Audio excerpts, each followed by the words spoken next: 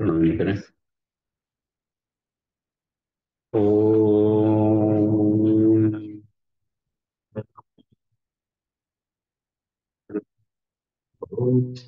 भूर्भुवः स्वः तत्सवितुर्वरेण्यं भर्गो देवस्य धीमहि धियो यो नः प्रचोदयात्।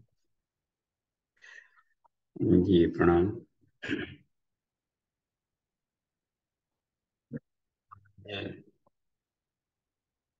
चौथे दिन हम लोग क्रमशः उपनिषद में आगे बढ़े। उपनिषद पर 3 कक्षाएं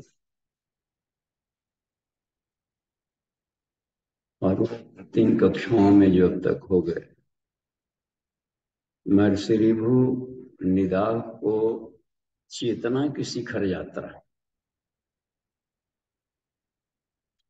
चेतना शब्द जहाँ है तो किसी व्यक्ति शब्द से नहीं लिया जाना चाहिए। चेतना कोई व्यक्ति नहीं है। कॉन्शसनेस आकाशीय विद्या को कहते हैं। आकाश पंच तत्वों से जैसे ही हम ऊपर उठते हैं,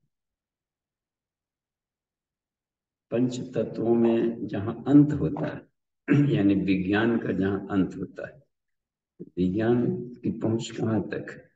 पृथ्वी तत्व, जल तत्व, अग्नि तत्व, वायु तत्व और आकाश तत्व। स्पेस साइंस सैटेलाइट वर्जन आकाश में ये पिंडों और तो आकाश में थॉट्स होते हैं, शब्द प्रवाह। तो शब्दों तक पहुंच हो सकती है। शब्दों का प्रसारण माइक्रोवेव से, रेडियो वेव से। वसुगण होते हैं इसमें वास करते हैं। वसु वसु कहे जाते हैं रेडियो वेव्स को। तो यहाँ तक विज्ञान की पहुंच रहती है, तरंगों तक। और शब्द की तन्मात्रा, जो आकाश की तन्मात्रा है वो शब्द है, तरंग, विचार, प्रोटॉन। तो उसमें भी शब्दों में सिर्फ बैखरी बैखरी तक गई। मन तक अभी तक विज्ञान में कोई उसकी पहुंच नहीं है। बैखरी तक है मन बोलना। तो अब इतना हो गया है कि इस वाणी को जो कान से सुनाई पड़ रहा है, यदि उसको हम माइक्रोवेव में बदल दें, इलेक्ट्रोमैग्नेटिक, तो यहाँ से बोली जाने वाली ध्वनि एक ही बार में पूरे विश्व में पहुंच जाएगी। यहाँ तक साउंड एनर्जी का लाभ लिया जाए सूक्ष्म। अब यह है कि जो आकाश है, तो आकाश में भी एक तत्व भरा पड़ा है, ऊर्जा। पता है चलना कि ये जो तरंगे हैं, वो तरंगे कहाँ से आई? जहां भी तरंग है इसका मतलब कोई पार्टिकल है। नितिन जी, कोई पार्टिकल दौड़ेगा पर नीचे, तो कहीं ना कहीं जहां वेव है इसका मतलब कोई पार्टिकल है, टहल रहा है। तो पार्टिकल की सत्ता से बाहर अभी नहीं गए हम। इस पार्टिकल में 2 गुण हुए, तरंग और ऊर्जा, एनर्जी है। तो यहां तक पहुंच जाएगी तो उसको क्वांटा शब्द का प्रयोग किया। ड्यूअल नेचर का है।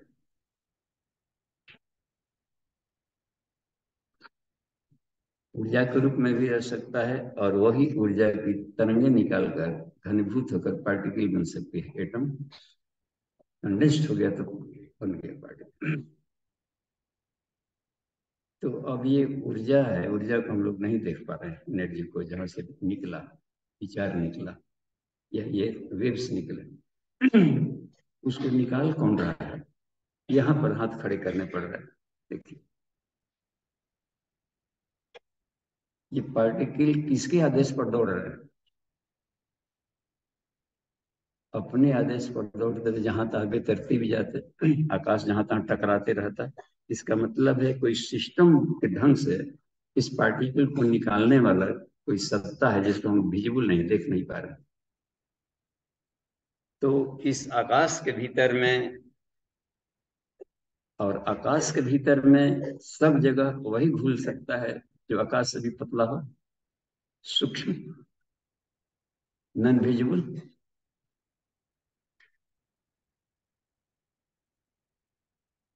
वह है विचार, थॉट।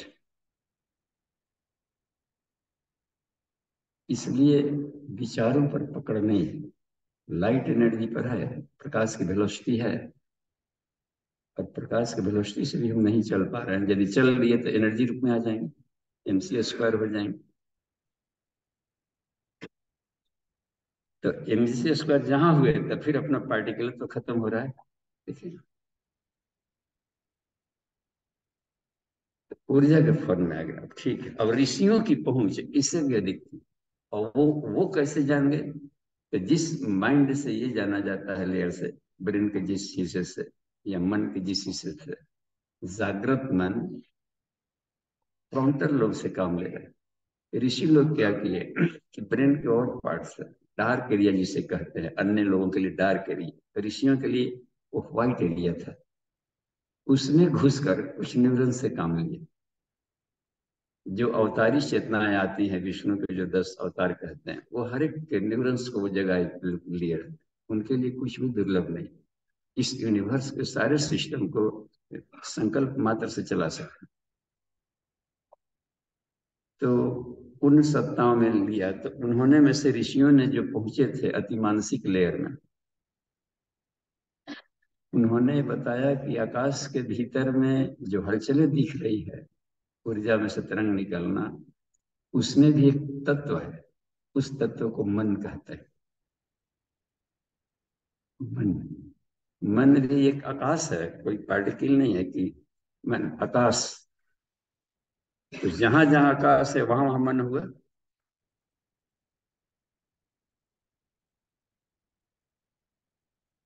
आकाशीय विद्या, गायत्री महाविद्या आकाशीय विद्या है, वारुणी, है ना? उसमें तैतरीय में बताया। क्योंकि ये फिजिकल बॉडी भी जिसको हम लोग कहते हैं, इसको नहीं माना है ऋषि ने, इस फिजिकल बॉडी को। इसके भीतर में रह रहे बायोप्लाज्मिक बॉडी को उन्होंने कहा। देखिए, यानी इस पदार्थ की जो मौलिक ऊर्जा होती है, ठोस, द्रव और गैस, गैस के पीछे क्या है? प्लाज्मा है। उससे बना हुआ है अन्नमय। तो जो निकला, कोई व्यक्ति का शरीर छोड़ा, लाश पड़ा है, उसमें से जो निकला वो पांचों शरीर लेकर निकला है। इस शरीर में जो छाया शरीर था, उसको भी लेकर निकला है प्लाज्मा। इसलिए जब चाहते हैं ऋषि लोग प्रकट हो गए, भाफ लेकर निकला, उस भाफ को इकट्ठा कर दिया तो दिखने लगा। कुछ गुरुदेव के सामने दादा गुरु प्रकट हो गए, फिर आदेश दिए, गायब हो गए। लाइट के रूप में आए थे, फिर गायब हो गए। देवर्षि नारद प्रकट हुए, अचानक गायब हो गए। इसका मतलब है कि प्लाज्मेटिक बॉडी साथ में लेकर चल रहा है। श्री अरविंदो ने भी लिखा है कि हमारे स्नान करते समय भी अचानक कभी विवेकानंद आ जाते थे, दीवार अचानक प्रकट हो जाते थे, उनके लिए दीवार रुकावट नहीं पड़ता था, और हमको गाइड करते थे क्रांति के क्षेत्र में भी, और फिर आदेश देकर चले जाते। इसका मतलब है कि इन नेत्रों से विजिबल भी किया जा सकता है। जब प्लाज्मा कंडेंस हो जाए, भाप को इकट्ठा कर देंगे तो लिक्विड जेल बनेगा, तो हम देख सकते हैं ना, कंडेंसेशन सिर्फ है। तो कंडेंसेशन या संसार को चलाने वाली शक्ति है, वो है मन लगा। हम लोग जो मन शब्द का प्रयोग करते हैं, तो मन को ब्रेन मान लेते हैं। यहाँ भी फिर भूल हो रही है। क्योंकि कोई व्यक्ति शरीर छोड़ा है, यहाँ पर शरीर पड़ा है, तो उसका तो ब्रेन यही रह गया, तो फिर छूछे गया। सारा ब्रेन तो यहीं पर है, उसका भेजा लेकर के आप जो मन करे खाते रहे। लेकिन सारा का सारा जो सॉफ्टवेयर था वो सब लेकर गया है। जिस बॉडी में गए जाएगा अपने कामनाओं को लेकर के, उसमें अपने नॉलेज को वहां के मशीन में फिर कॉपी कर देगा, कॉपी पेस्ट, और उस बॉडी से काम लेने लगेगा। भले कुछ ऑपरेटर्स कम हो अन्य योनियों में, लेकिन नॉलेज तो है। इसी आंख से वो ईश्वरीय काम ले सकता है, दृष्टि का कालभूषण की तरह देख सकता है, क्योंकि माइंड लेके गया है। वो सारी प्रतिभा लेकर गया है, प्रतिभाएं, नॉलेज, हाथ पैर सब लेकर गया है। हाथ से ये वाला हाथ नहीं ले गया तो लास्ट में पड़ा हुआ है। तब क्या लेकर के गया साथ में? ग्रहण शक्ति, पकड़ने की शक्ति। सपने में हाथ रहता है, हम लोग का हाथ यहाँ ना पड़ा है जी। सपने में अभी खेल रहा है, दौड़ रहा है, कूद रहा है, भाग रहा है, डर रहा है, वहां वाला कौन सा हाथ था? दिख नहीं रहा है। बगल में सोया व्यक्ति नहीं देख रहा है कि जो सपना देख रहा है वो अलग ही दुनिया में कहीं घूम रहा है। अपने ढंग के चीता आकाश में अपनी दुनिया बसा लिया। देखिए विल पावर से। इसका मतलब है कि मैटर्स के भीतर मैटर्स के इनफाइनाइट क्वालिटीज है। ये बताना चाह रहे हैं मत्सरी भू।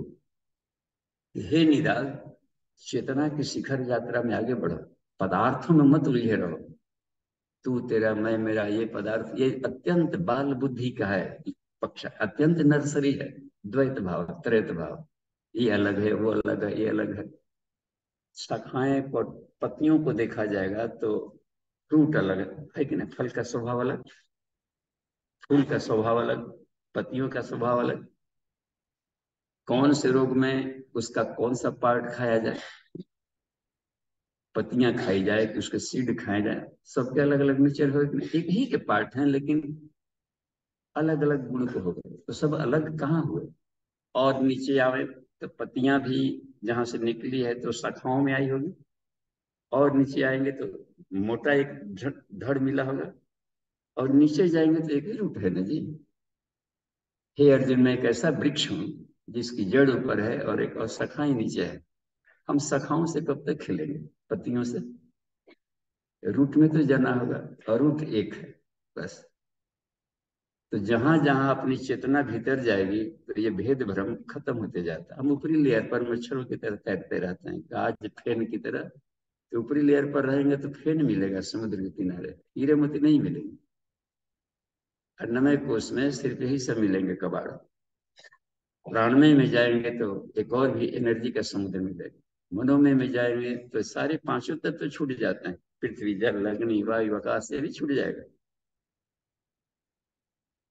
तो इस तरीके से बता रहे हैं कि महत तत्व मन, और अब इतना वो सूक्ष्म है कि आत्मा के करीब रहने से अंतःकरण कहलाया। उसका भीतर वाला वस्त्र लेयर अंत वस्त्र जैसे है।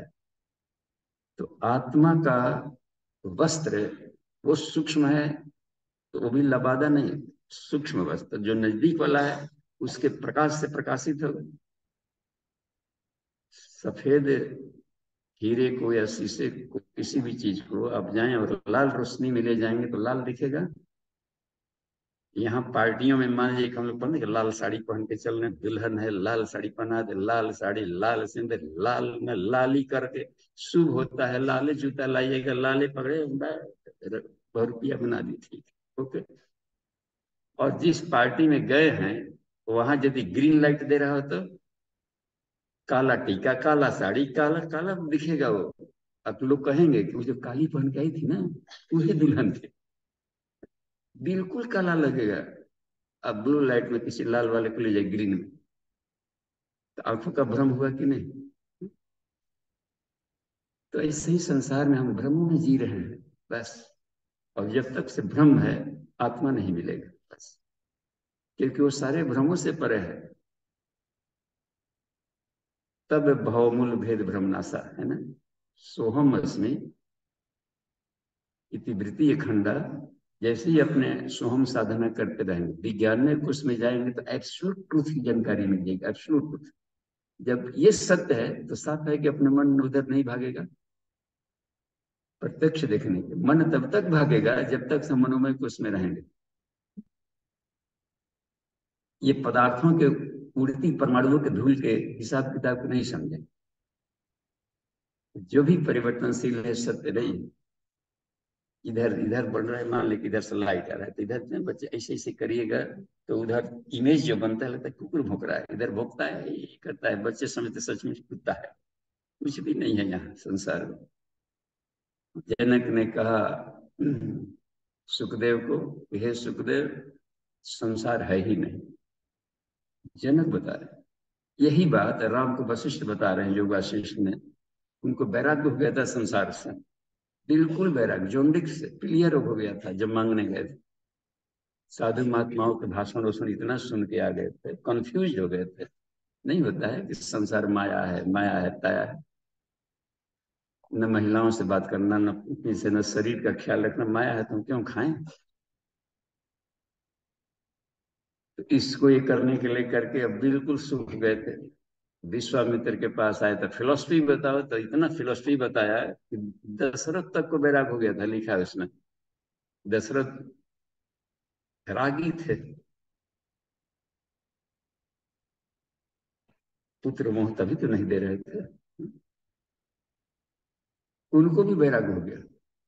और देवर्षि नारद आकाश में सुन रहे थे, अपने को धन्य बोल रहे थे कि इस फिलोसफी से, राम के मनन चिंतन से जो मिल गया है ज्ञान, उससे अपने को वो धन्य को बोल रहे थे। भरी सभा थी, भरी सभा, जनक भी बैठे थे, व्यास भी बैठे थे, वशिष्ठ भी थे। विश्वामित्र ऐसे समय पर देखकर पहुंचे थे। तो इन्होंने एक बात बताई कि हे राम, तुमको तो अपने मनन चिंतन से वैसा ही ज्ञान मिल गया जैसे सुखदेव को मिला था।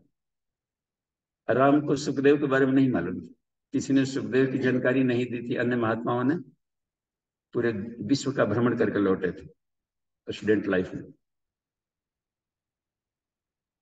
तब बताया कि आज से 10,000 वर्ष पहले उस समय के जो व्यास थे उसके बेटे थे सुखदेव। तुम्हारे जैसा उसको ही हो गया था, अपना अपना नॉलेज, अपनी थॉट। लेकिन ये सत्य नहीं है। जो तुम जानकारी रखते हो वहां तक तो सत्य है, अनुभव तुम्हारा, लेकिन ये जर्नी अंतिम नहीं है। तब वशिष्ठ को इशारा किए, ले जाओ इसको, बला विद्या की जानकारी दो, थोड़ा सा और भी बता दो। तो वशिष्ठ के पास गए, फिर जाकर के तब वो जाकर बताए, तो फिर विश्वामित्र के पास। और वशिष्ठ के पास जाते हैं तो पहला लाइन यही बोलते हैं कि हे राम, तुमको वैराग्य हो गया है किसी वस्तु को उसमें से, संसार से हो गया, संसार है ही नहीं। इसका मतलब तुम्हारा वैराग्य भी फालसा। जब संसार ही नहीं है तो किससे वैराग्य किया। उनके पैरों से पूरी पृथ्वी खिसक गई, सारा नॉलेज जब तक का था बचपन का, सब पता नहीं कहाँ उड़कर फेंका गया। तो हम अपनी यात्रा बंद न करें, बस तब तक करें जब तक से कि गायत्री वाइदम सर्वम, या पुरुष सूक्त है ना, पुरुष सूक्त, पुरुष सूक्त का वाचन अंतिम दिन भी दुर्गा पूजा में जब जब पर्व त्योहार आता है पुरुष सूक्त बोला जाता है। दुल्हा पूजा रहते पुरुष सूक्त, दुल्हन पूजा रहते पुरुष सूक्त, देवता पूजा रहते पुरुष सूक्त। पुरुष सूक्त ने बताया है, दूसरे नहीं, ओम पुरुष एव इदगुम सर्वम। पुरुष एवं पुरुष ही, परब्रह्म ही, जो दिख रहा है वो परब्रह्म है, दूसरा नहीं है। तो दो की सत्ता नहीं, तब तक हमारी यात्रा करनी पड़ेगी जब तक से उस मौलिक तत्व को देख लेंगे जिसका रूपांतरण ये सारे पदार्थ हैं। जब दो नहीं है तो कौन किसको मार रहा है, हम भ्रम में आ जाते हैं ना फिर। तो इन भ्रमों में आ गया है तो बच्चों को खेलने के लिए ये उड़ रहे हैं लहरों पे। समुद्र में तो सुनामी आता है, लोग छटपटाते हैं। नीचे गहराई में जो इतना शांत जल है उसका पता ही नहीं है कि ऊपर हमारे बाल भी हिल रहे हैं। फिर लहर चल रहा है, लहर भी है तो समुद्र ही तो है। तो इनका जो भ्रम था उसको निवारण के लिए अगली कक्षा में ले जाते। देखिए, अब पूछ रहे हैं वो, तो देखिए किरण दी को सामने लाइए स्क्रीन पर। और 20 के बाद से लेकर के अंत तक, 21वें से लेकर के 44वें मंत्रों का हिंदी में देखिए क्या भाष्य किया है इन संस्कृत का। जी बाबूजी प्रणाम। जी प्रणाम। जी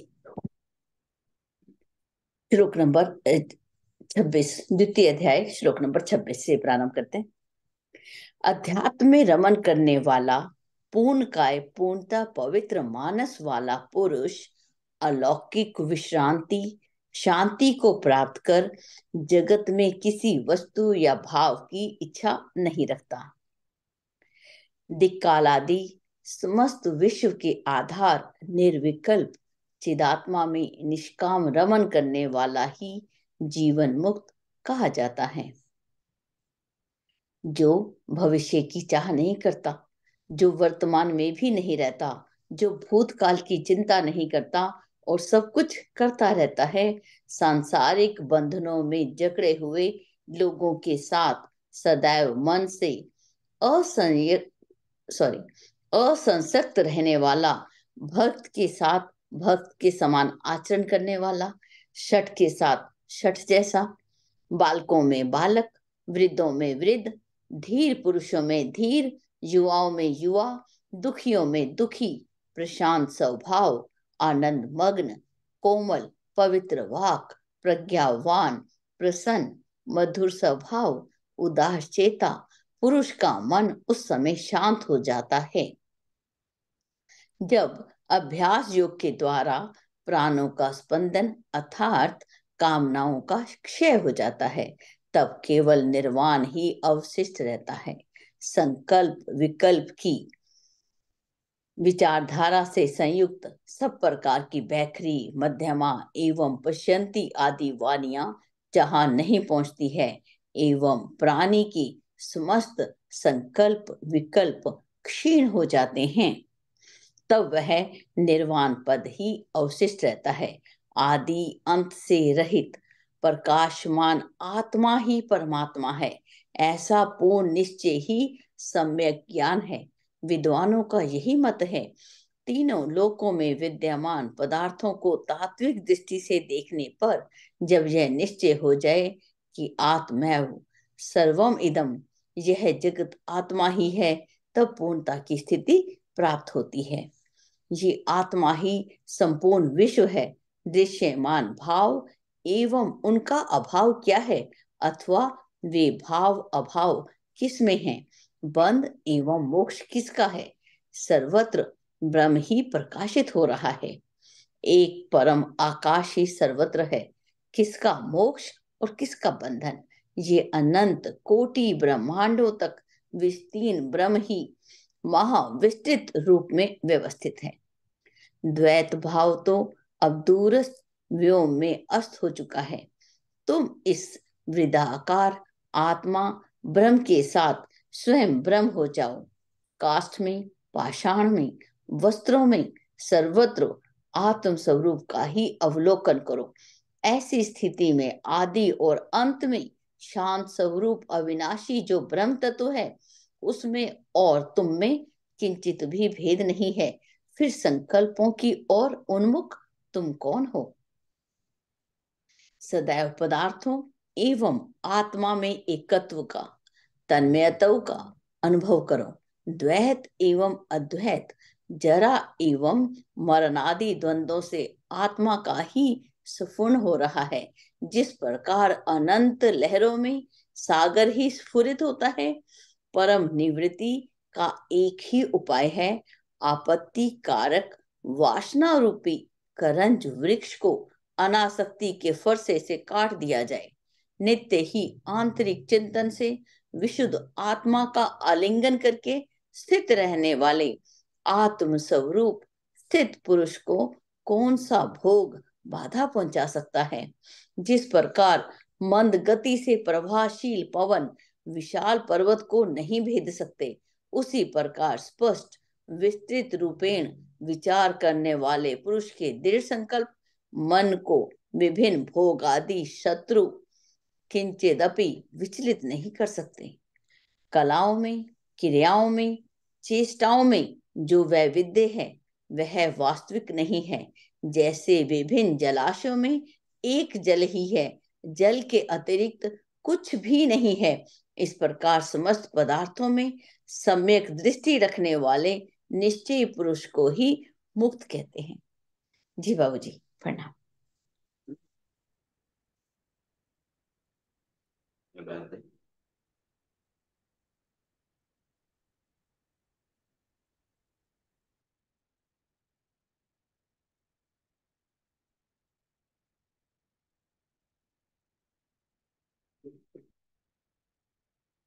इसमें थोड़ा सा रिकैप पर से चर्चा करते हैं।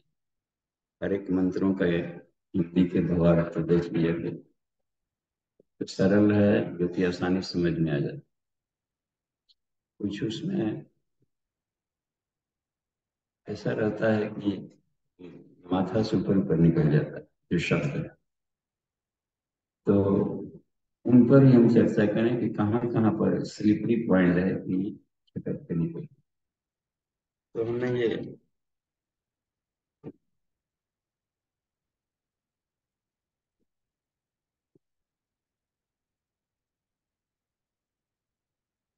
जो 21 से लेकर के 25वें तक का ये जो मंत्र देखिए, जो पहला एक पारा मिल रहा है 4 मंत्रों का, बस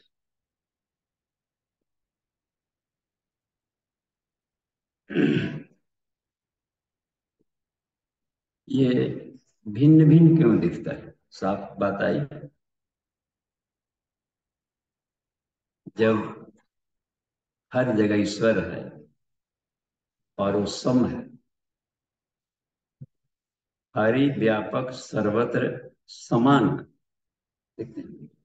समाना माने एक समान, होमोजीनियस। होमोजीनियस सोल्यूशन का साइंस का है, होमोजीनियस सोल्यूशन। जैसे पानी में, एक गिलास पानी में एक नमक का डेला डाल दी या चीनी डाल दी, तो नमक डाल दिए हो तो पूरे पानी को नमकीन करेगा। यहाँ का कम नमकीन वहाँ का अधिक नमकीन जैसा नहीं है। समुद्र के पानी को जहाँ पर जिस एरिया या लोटे में ले लेते हैं, उसमें घोले हैं तो उसको बोलते हैं होमोजीनियस सॉल्यूशन, एक समान। तो यह कहना है उपनिषद का कि ईश्वर सर्वव्यापी। परम पूज्य गुरुदेव ने पहला लाइन यही किया, आश्चर्य हुआ कि जो अंत में कहना चाहिए था शुरुआत में ही कह दिया, ईश्वर को सर्वव्यापी माने और उसके अनुशासन में चले, सर्वव्यापी न्याय करें। तो इसमें अब रह गई कि सर्वव्यापी मानेंगे तो गजब की स्थिति नहीं आई, ज्ञान के बाद आता है। इसलिए कह दिए कि यहीं पर भूल हुई थी। पालने में जब बच्चा खेल रहा था, वहीं से अलग अलग ढंग की जानकारियां दी गई है। ये मम्मा, वो चंदा, ये तता, वो पीणत, द्वैत भाव का शिक्षण जहर पिलाना शुरू हुआ अध्यात्म की भाषा में। मदालसा ने ये गलती नहीं किया, पालने में ही कहते थे संसार माया परिवर्ज दोषी। हम क्यों टाइम वेस्ट करें कि जब बड़ा हो जाएगा तब कहें। हम क्यों मानते हैं कि ये बालक है? जब आत्मा मरती ही नहीं तो राम के समय में भी होगा, भले मंद बुद्धि का हो, क्लास में कहीं तो होगा जी। जब मरती ही नहीं है तो इनफाइनाइट एज है। एक भ्रम है कि जो बच्चा है, छोटा है, वो हमसे कम अकल वाला, हमसे निश्चल है, बच्चों में भगवान होते हैं, ये शब्द बोल दिया जाए, हम में भगवान होते हैं, काफी सोचने के बाद बोलना पड़ता है। तो निश्चल है, परमहंस की स्थिति में ब्रेन वहां पर है। तो गर्भ में यदि वो बच्चा रहता तो गर्भ में सुखदेव कैसे बनता हो? बात नहीं। हनुमान जी गर्भ में से ही पढ़ करके आए थे, पूज्य गुरुदेव गर्भ से ही पढ़ करके आए थे, जन्म ही लिए तो काय काय नहीं, ओम गुरु सब। 7 वर्ष में पूरा का पूरा भागवत सुना दिया था पिताजी को, क्योंकि माँ गर्भ में थी, गर्भ में जब रखी थी तब भागवत सुनती थी पिताजी से, और सारे राजाओं को भी भागवत सुनाते चलते थे। स्कूली शिक्षा 5वीं क्लास में जाते जाते कोई भी स्कूल का टीचर उसको पढ़ाने में सक्षम नहीं हुआ, तो छोड़ देना पड़ा। घर पर गार्जियन परेशान थे कि अब इसको कैसे पढ़ावे, स्कूल ना पढ़े, तो इमे स्तर के शिक्षक को ले आने लगे। तो एक आध दिन खूब सुनते थे, तीसरा दिन गुरुजी पढ़ाने लगते थे, भाग जाता था खुद छोड़। कहा कि इसको नहीं कोई पढ़ा सकता। जब विश्व के 7 महापुरुषों की कुंडलिनियां लिखी हुई थी, उसमें श्री अरविंदो थे, उसमें इनका भी था बचपन के, फिर भी इसकी जन्म कुंडली लिखी हुई थी। तो यह है गई बात में कि ज्ञान ट्रेवलर्स चेक है, हो सकता है कि नाती है, लेकिन अपने ही घर के परदादा जो ब्रह्म ज्ञानी थे जन्म लिए हो, तो कुछ उद्धार करना चाहते हो, वो परब्रह्म श्री कृष्ण बनकर के आ गया हो, तो शिशुपाल जैसे लोगों को कुछ का कुछ दिखाई पड़ सकता है, लेकिन विदुर जैसे लोगों को, पितामह जैसे लोगों को कुछ और दिखाई पड़ रहा है। तो बचपन से हम कोशिश करें, पहली कक्षा से ही अध्यात्म, और वहां मन विद्यारंभ संस्कार में ओम ओम न लिखवाए थे, अन्नप्राशन में अभिमंत्रित दिए, और नामकरण में भी सहद से जीभ पर ओम लिखे। तो केवल कर्मकांडों में हम फंस करके रह गए और कुछ का कुछ सीखा है। तो बचपन से ही ये भेद दृष्टि को जाकर इतना गाढ़ा हो गया है कि उसको छोड़ाने वाला क्लास बंद कर दिया। ये ठीक है, ये गलत है, ये सही है, ये पचेगा, ये ना पचेगा, प्रारंभिक अवस्था में जरूरी भी है, क्योंकि वो कोमल है, तम को नहीं पचा सकता, टोना टटका भी उस पर असर कर जाएगा। तो अभी तो संभाल के रख, लेकिन कभी तो बताना पड़ेगा कि सत्य नहीं है, नहीं तो उसको उसको खड में गिराने का भी पाप चढ़ेगा। 5वीं क्लास तक ज्ञान दिया, हाई स्कूल तक ज्ञान दे दिए, फिर कॉलेज का ज्ञान ना देंगे तो फिर वो रिसर्च, वो ऋषि नहीं बन पाएगा कल। तो धीरे धीरे अब आसन प्राणायाम, जिसे यम नियम आसन प्राणायाम प्रत्याहार धारणा ध्यान समाधि, और केवल आसन प्राणायाम तक ही योग को बंद कर दिया, तो योग को बोंजाई करने का पाप चढ़ सकता है कि नहीं? योगा के नाम पर कोई इतना ही चलता रहे तो उसको प्रत्याहार की क्लासेज कब लिया जाए? बाकी सारा मेडिटेशनल है, कोई क्रिया नहीं है। अन्न में प्राण में तक केवल क्रिया पक्ष होता है, बंद प्राणायाम मुद्रा, नाक मुंह दिखाई पड़ रहा है, कुछ न कुछ कर रहा है, मनोमय में क्या दिखाई पड़ रहा है? चलते फिरते व्यक्ति जप कर रहा है, चलते फिरते मेडिटेशन कर रहा है, विज्ञान में भावनाओं के साथ खेल रहा है, और अधिक शक्तिशाली है उसका वाला लेयर। तो यहीं पर अब बता रहे हैं कि देखो, अब देखिए जानकारी दे रहे हैं, अब इतना मुनि बनने के बाद अब उसको ये पढ़ाना पड़ रहा है, ये भी एक दुर्भाग्य है। तो फिर भी पढ़ाना हम बंद न करें और आगे जानना बंद न करें, कहें कि देखो निदान न मैं हूं न कोई अन्य है, अहम जगत व मैं या सारा संसार जो भी दिखाई पड़ता है, सकलम शून्य आकाश तत्व है। आकाश के भीतर है एक और आकाश है जिसको मन कहते हैं, उसके भीतर में एक और आकाश है, बस उधर केवल आकाश ही आकाश है, लेयर के भीतर लेयर, और मन के भीतर जो आकाश है बहुत शानदार है, उसको बुद्धि कहते हैं। बुद्धि कहीं एक जगह नहीं है, पर बुद्धि आई, रास्ता चलते भी सोचते रहेंगे तो अचानक फकीर आ जाता है, एक बुद्धि आ गई, ऐसे कर दिया जाए, कहां से आ गया? आकाश में घुला हुआ है हर जगह, और लैंड कर गया। कब? जब माथापच्ची कर रहे थे तो एक गर्मी पैदा हुई, इस चुंबकत्व से उसको खींच लिया। सिर्फ ट्यूनिंग करने के लिए आप मनन चिंतन कर रहे थे, इस मनन चिंतन के योगाभ्यास ने एक ऐसा मैग्नेटिज्म पैदा किया कि बुद्धि को लैंड करने का अवसर दिया हर जगह। और बुद्धि के भीतर में भी एक आकाश है जिसको प्राण कहते हैं, प्राण के भीतर में भी एक आकाश तत्व है जिसको आत्मा कहते हैं।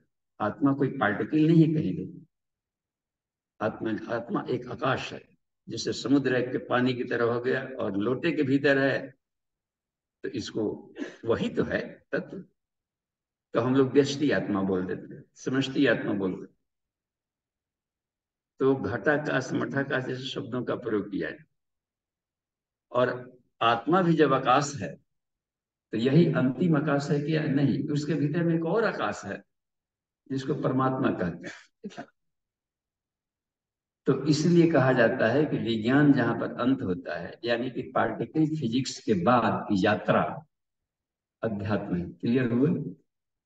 विज्ञान गौण नहीं है, पार्टिकल फिजिक्स की जानकारी है, और इससे सारा संसार बना हुआ है। तो संसार में सुख पूर्वक जीने के लिए विज्ञान ये है जो आज का जो भौतिक विज्ञान है, बहुत ही अनिवार्य है, क्योंकि शरीर दोनों के मिश्रण से बन रहा है। देख रहे हैं इसमें सारी लेयर है, जब ब्रह्मांड तत्पिंड है, तो हम अपनी यात्रा को बंद न करें, यही बता रहे हैं।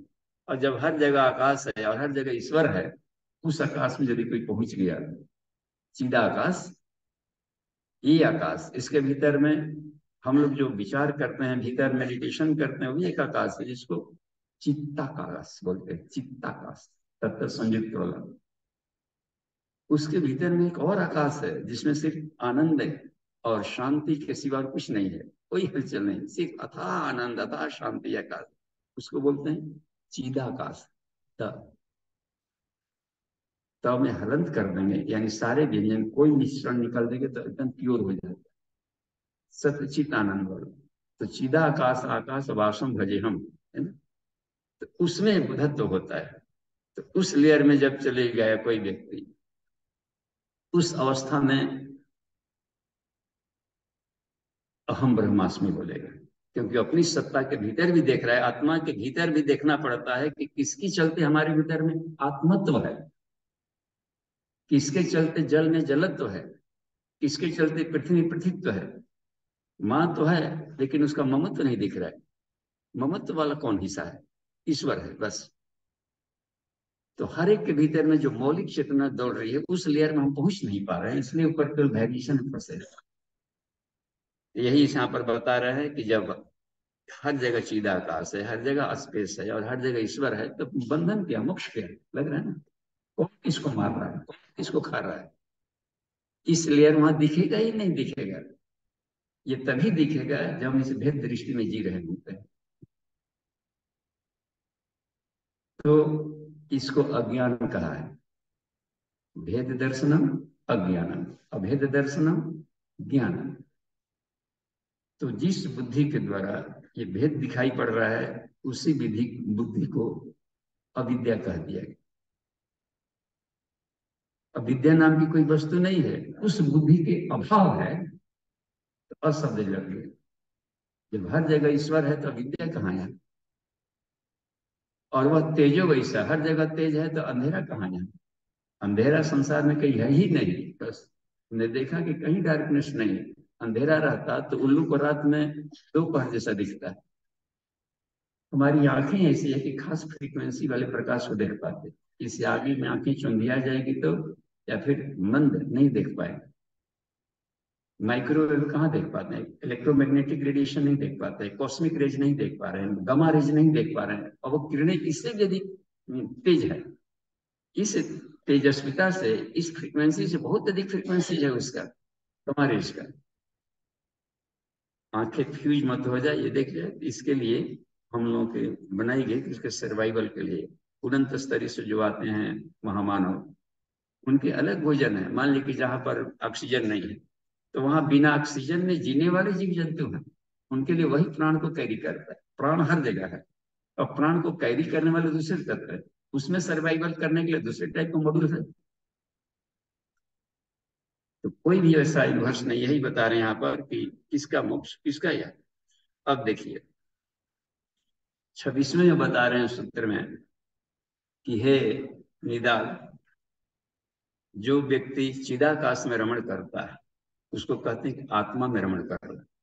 तो आत्मा में जो रमण करने वाला है वह अथाह शांति को पाएगा, क्योंकि वहां शांति के सिवा कुछ है नहीं, हलचल ही नहीं। अथाह शांति, अथाह आनंद हो, तो आनंद मगन व्यक्ति को खाना तक नहीं सूझता। कोई भजन में ही आनंद ले रहा है, कोई ध्यान में इतना आनंद मगन हो गया उसको पता नहीं चल रहा है कि घर में कोई चिल्ला भी रहा है कि रोटी बन गया है, आइए खाना। बच्चे खेलने में मगन हो तो गार्जियन परेशान रहते हैं, माँ भी परेशान है कि देखिए उसको खेल के सिवा सूझ नहीं रहा। आनंद एक ऐसा जर्नी है, एक ऐसा फेज है जहां पर संसार के सारे पदार्थ शून्य हो जाते हैं, बस पुष्ट होता है। जब जब हम लोग आनंद लेते हैं तब तक शरीर मोटाते रहता है। भोजन जो खाए, तो भोजन खाए तो वो शरीर को नहीं फुला रहा है, आनंद लेकर खाया कि नहीं। जो कोई खा रहा है, मजा आ गया, तो जितने समय के लिए आनंद फील किया गया उस बॉडी को फुला दिया। देख रहे हैं, आनंद ही असली भोजन है। नहीं तो टेंशन वाला व्यक्ति को कितना हूं काजू किशमिश खिलाइए, कितना खिलाते हैं, मोटा नहीं रहा है, कहाँ गया? वो भी तो ले रहा है, घास तो खा रही है गाय, लेकिन हर उम्र में दूध कहाँ दे रही है? ये भी गलत है कि घास से दूध बनता है। जब प्रेग्नेंट नहीं थी तब तक से तो दूध नहीं था, कितना हूं घास खिलाते रहे। अच्छा, गर्भावस्था में आ गई तो दूध है, फिर दूध कहाँ से आया? लग रहा है ना। एक ही खेत में बरगद भी बो दे, बरगद, और मिर्चाई भी बो दें, गन्ना भी बो दें, एक तीता हो गया, देख रहे ना, एक मीठा हो गया। एक ही मिट्टी है, एक ही पानी है, फिर ये कहां से वेरिएशन आ गए? और एक में दूध नहीं निकल रहा है, मिर्चाई खोदते रहिए उसमें से दूध नहीं, अब बरगद का कहीं से टूसा तक टप टप चुने लगा, वो दूध कहां से ला दिया?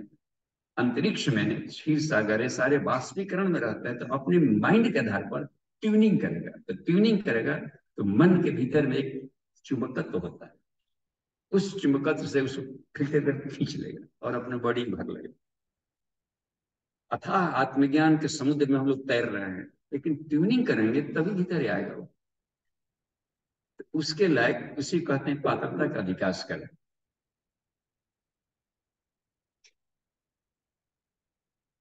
दोषाणाम दुर्गुणानाम च वारणम सत्प्रवृत्ति जा धरतम च संपदा देवी पौरुषम पात्रत्व। संसार में पुरुषार्थ है कि आप क्या करते हैं भाई? शिक्षक हैं, ठीक है, अच्छा चीज है, बच्चों को पढ़ाते, ये पुरुषार्थ कहला जाएगा, परम पुरुषार्थ नहीं कहलाएगा। परम पुरुषार्थ, श्रेष्ठतम पुरुषार्थ क्या है? जो पुरुष का अर्थ में किया गया, पुरुष आत्मिक विकास के लिए यदि हम प्रयास कर रहे हो, ब्राह्मी चेतना को पुरुष के अर्थ में जीना पुरुषार्थ कहलाता है। आत्मिक यात्रा ही प्रगति है, तो अपने आत्मा को जानने के लिए कुछ कर रहे हैं कि नहीं? तो उसके लिए है कि दोष दुर्गुणों को हटा रहे हैं कि नहीं? दोषा नाम दुर्गुणाम चवारणम, उसका निवारण हो रहा है कि नहीं? और अच्छे गुणों को धारण, डिवाइन प्रॉपर्टीज को ले आ रहे हैं कि नहीं? यदि किया जा रहा है तो ये परम पुरुषार्थ है। इसलिए गुरुदेव ने लिखा है कि आत्म सुधार संसार की सबसे बड़ी और सेवा परमो धर्म। ये भी मिलता है ना कहीं, सेवा परमो धर्म। इससे अधिक आत्मिक विकास नहीं होगा तो ठीक है, सेवा हमने कूदे, तो सेवा के ढेर सारे क्षेत्र हैं, कौन सी सेवा करें? लोगों के लिए धर्मशाला बनवा दें, स्कूल बनवा दें, महिलाओं को पढ़ने में दूर जाता है, महिला कॉलेज बना दें, ये सब भी सुविधा संवर्धन हुआ। पैदल जाना पड़ता था, रोड बनवा दिया, गाड़ियां जाने लगी, ऑटो चलने लगे, सुविधाएं बढ़ी, आत्मज्ञान कहाँ मिला? बात बन रही है यहाँ पर। यह सेवा गौणी सेवा कहलाएगी। वो जो सेवा उसको पर्सनालिटी को रिफाइन करके सत्य को उद्धत करवा दे, उस सेवा को परम कहलाएगा। इससे थोड़ी श्रेष्ठ सेवा रखा गया पीड़ा वारणम, दुख कष्ट में है, अकालग्रस्त है, बाढ़ग्रस्त क्षेत्र हो गया, राहत सामग्री पहुंचा रहे हैं फॉर द टाइम बिंग, उतने समय के लिए जब तक से वो बाढ़ से झेल लिया जाए, फिर अपने ढंग पर पैरों पर खड़ा। इसको बोलते हैं पीड़ा वारण, पीड़ा निवारण की स्थिति है। लेकिन यह भी अंतिम नहीं है, दुख मिल गया तो फिर सुख में मगन हो गया। 3-4 हैंडीकैप्ड प्लेटफॉर्म पर गुफ्तगू कर रहे थे, अंधा, बहरा, लंगड़ा, एक गूंगा भी था, उसमें अंधा था, गूंगा था, एगो था लंगड़ा था। कहा कि ओहो, ईश्वर आदमी ऐसा नहीं कर रहा है, सेवा नहीं कर रहा है, भगवान हमको टांग दे देते, हम तो दौड़ दौड़ के सेवा करते। अंधा ने कहा कि हमको आंख दे देते, मजा आ जाता, इसे सत्य को बुद्धत्व करा के दिखा देते। गूंगा ने भी कहा बोलने की क्षमता दे देते तो लोगों को सत्संग में इतना शानदार सत्य का बोध करा दे। इंद्र सुन रहे थे, सोचा ऐसा देख और देखते हैं, हमारा ढेर काम हल्का हो जाएगा। दे दिया तो गजब, अंधा रात दिन 300-400 फिल्म देखते रहता था, 6 से 9, 9 से 12, उसको फुर्सत ही नहीं है कि 3000 करे। लंगड़ा कहा था खूब तीर्थ यात्रा करेंगे, दौड़ दौड़ करके कुछ और भी खदमड़ी करने लगे। गूंगा भी तू तेरा झगड़ा कर रहा था, कहा था कि भजन गाएंगे, अगले दिन सबका फिर छीन लिया। सब फिर जाकर प्लेटफॉर्म पर बैठ करके एक दूसरे को आंखें टो रहा था कि तू आ गया, मिस करके हम लोग। ऐसा ही होता है, हम लोग साधना करते हैं तो सिद्धियां मिलती है। हो ही नहीं सकता है कि कोई गायत्री मंत्र जप करे और सिद्धि न मिले। एक भी बोला गया गायत्री मंत्र बेकार नहीं जाता। तो सिद्धियां मिली, मिसयूज किया गया बस। सिद्धियां मिलती है, अन्नमय कोश की शरीर निरोग हो रहा है तो इसलिए मिली है कि प्राणमय कोश में झोंके उसको अगली यात्रा में। प्राणमय कोश के लिए एनर्जी लेवल बढ़ गया तो मन को गलाने में उसको खर्च करें। मन के भीतर में शार्पनेस आ गया तो उसको आत्मा को जानने के लिए विज्ञान में भी खर्च करें कि एब्सोल्यूट ट्रुथ क्या है। वो अगली जर्नी आत्मिक प्रगति में लगाने के लिए खर्च थी, आत्मिक विकास करने के लिए, और उसको हम लोगों ने इधर उधर खर्च कर दिया। यही इसलिए अगली प्रगति रुक जाती है। ये मौलिक भूल करता है हर साधक। कश्यप के प्रश्नों का जवाब दिया है जागवाल में। यही यहाँ पर बता रहे हैं कि जो दिक् काल समस्त विश्व का आधार, सारे दिशाएं, ये टाइम एंड स्पेस और डायमेंशन का, उसको उसके इसको बनाने वाला उसके पीछे कौन सा है? उसमें जो व्यक्ति रमण कर रहा है वह जीवन मुक्त। नचिकेता इसको बता रहे हैं निदाघ को कि हे निदाघ, एब्सोल्यूट ट्रुथ में रमण करो बस।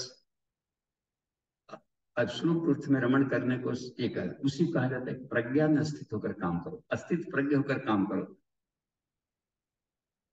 महर्षि ये वशिष्ठ राम को बता रहे थे कि हे राम, ये जो सारा संसार है ये तत्वों के जो तन्मात्राएं हैं, रूप रस गंध शब्द स्पर्श, आकाश का शब्द हो गया, वायु का स्पर्श हो गया, सब सुख देता है, अथाह सुख देता है।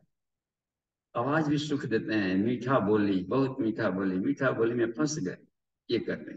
कोई कड़वा बोल दिया, 100 दिन मीठा बोला है, अब कान मरीज हो गया मीठा सुनने का, उसको हो गया ना डायबिटीज हो गया कान को मीठे सुनने का। एक दिन कड़वा बोल दिया, हृदय फट गया, ऐसा बोल दिया। आज पता चला कि ओरिजिनल नहीं। एक दिन का दुश्मनी सब कुछ और 100 दिन की दोस्ती कुछ नहीं। हे न्यायकारी, उसके भीतर में आपके व्यवहार अच्छे नहीं लगे, डिपेंडेंट हो गए हो तो ऐसा बोल दिया। ईश्वर ने उसके मुंह का इस्तेमाल कर लिया, क्योंकि वह बॉडी उसका जीव सिर्फ उसका ही जीव नहीं है, ईश्वर का भी है। जहां देखेगा कि मोहब्बत हो रहे हैं तो उसी के जीव में ईश्वर घुस करके कुछ करवा दें। कुंभकर्ण तो इंद्रासन मांग रहा था, सरस्वती माँ घुस गई, इंद्रासन कहवा दे। तो ये भी बात बनती है। मंथरा के मुंह का इस्तेमाल कर लिया कई कई के लिए कि राम को ले जाना है उधर, तो कहीं नहीं कैसे ऐसा कर ले। तो इस बॉडी पर किसी और का भी राइट है। संतों के मुंह से कोई काम करवाना हो तो संत के जीवा पर काम करा लेगा, क्योंकि उसको अपने काम से भी मतलब है ना, कुछ और काम के लिए भी मॉड्यूल दिया है। अपना भी लाभ ले लेते हैं, अच्छी बात है, आत्म विकास और संसार कल्याण। लेकिन आफ्टर ऑल जब चाहेगा शरीर को छीन कर ले जाएगा।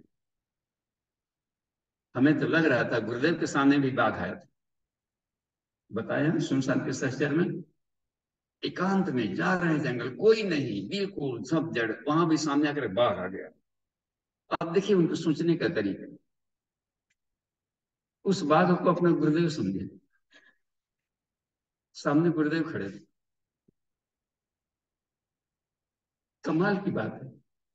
और यदि मान ले कि हम लोग को दूसरों को बाघ ही दिखेगा और उसके साथ में घुस रहा है तो हम लोग समझें कि उसको बाघ खा गया, लेकिन बाघ नहीं खाया था। इन्होंने अपने गुरु को समर्पण किया था, नहीं तो चिल्लाते बचाओ बचाओ। देव मुरारी साधना कर रहे थे, उनके टांग को घड़ियाल पकड़ लिया, जैसे मकड़ी पकड़ ली थी हनुमान को कालनी वाला एरिया में। तो टांग में पकड़ लिया तो अपने ध्यान नहीं तोड़ा, जो जब कर रहे थे ध्यान टूट जाता है, इसका मतलब है कि द्वैत भाव में आ गए। वो जब कर रहे थे, गायत्री साधक थे, और घड़ियाल टांग को पकड़ लिया है और मानसिंह खड़ा हुआ देख रहा था। गया था उनसे कुछ सिद्धि मांगने, उसका प्रयाग है, प्रयाग बनने आई। प्रयाग में वो अपना किला बनवा रहा था जहाँ की ज्वाइंट है, और जो भी पत्थर डालता था बह जाता था। अब कैसे रुके, किसी ने कहा कि देव मुरारी गायत्री के सिद्ध हैं, वहां जाओ, कोई ना कोई फॉर्मूला बता दें। तो गया तो साधना कर रहे थे, देखा कि जब बाहर निकले तब तक से घड़ियाल आकर उसने घुटने को पकड़ लिया।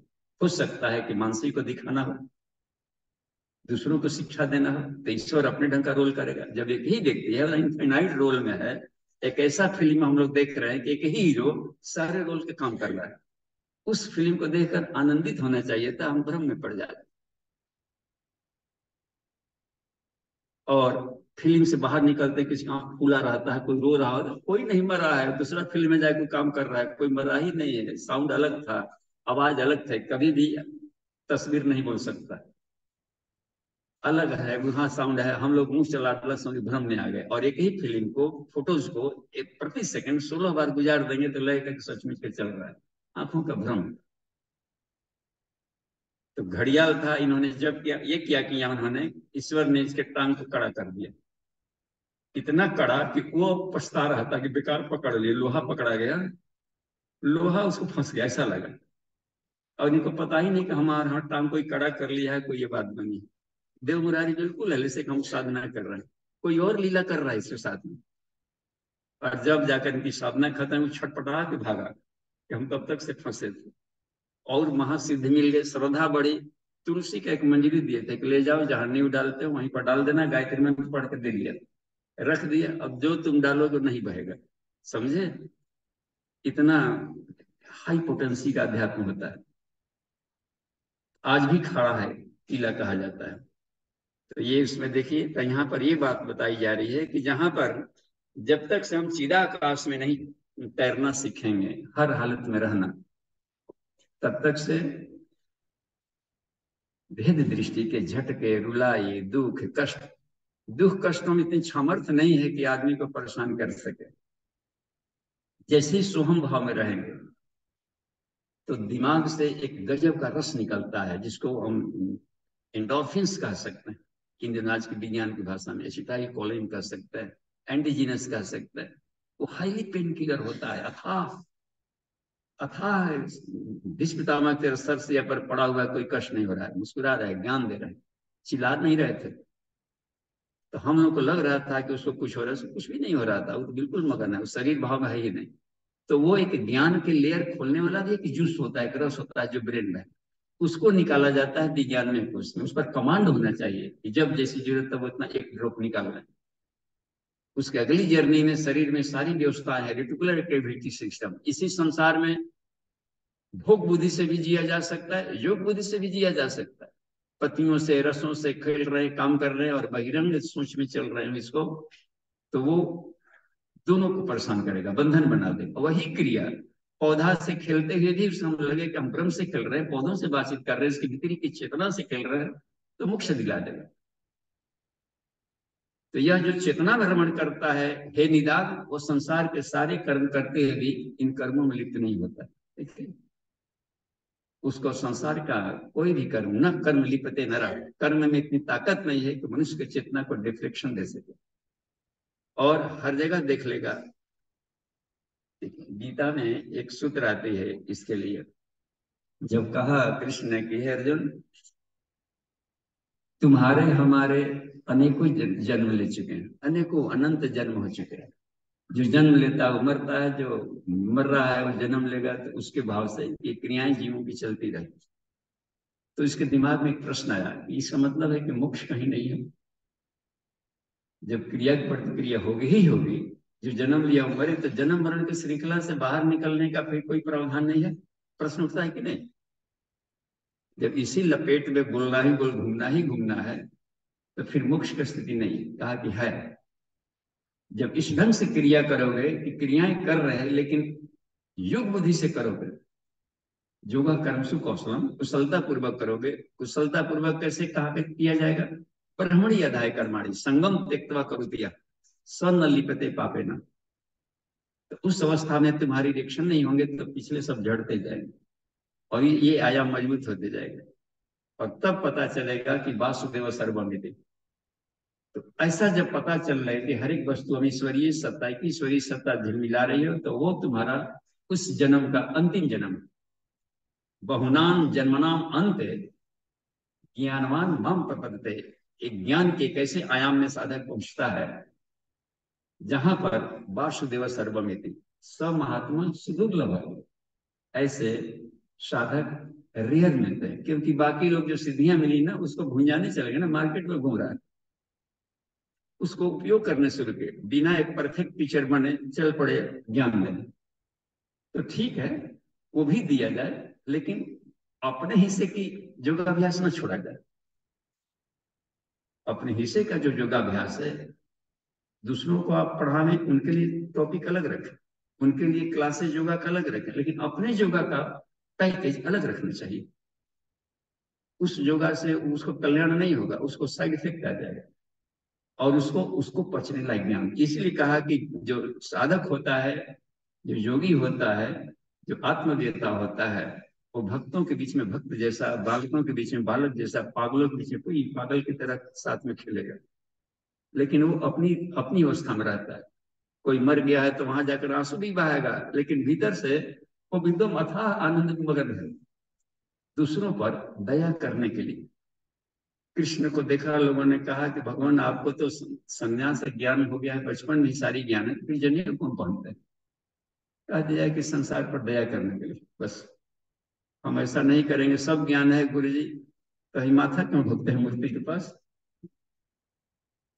कभी आप आज समाजी थे, कभी था, माथा क्यों ढोकने लगे? तो आनंद स्वामी जिस दिन आए थे, हम थे वहां पर, तो उनसे उम्र में बड़े थे, तो वो बात आ गई, तो वो भी माथा ढोके। तो गुरुदेव एक मजाक किए कि तुम्हारा फोटो और समाज खींचेगा, सामने खुनिया करके तुम माथा ढोक रहा है, फोटो खींचेगा, अब दिखाएगा कि देखो। क्योंकि यही तो भूल किया वो, उसको मूर्ति दिखाई पड़ रहा है, ब्रह्म नहीं दिख रहा है। तो दूसरों के लिए मूर्ति के सामने हम ढोक रहे हैं, लेकिन हम क्या फीलिंग कर रहे हैं? यदि ऐसा करेंगे नहीं, तो हमारे आने वाले जो बच्चे हैं वो उसका उपेक्षा करेंगे, तो मूर्ति साइंस को नहीं समझ पाएंगे, तो वो झुकेंगे, तब कहेंगे कि पापा बोला नहीं, हम इस माथा नहीं ठोका जैसे आप ठोकते हैं।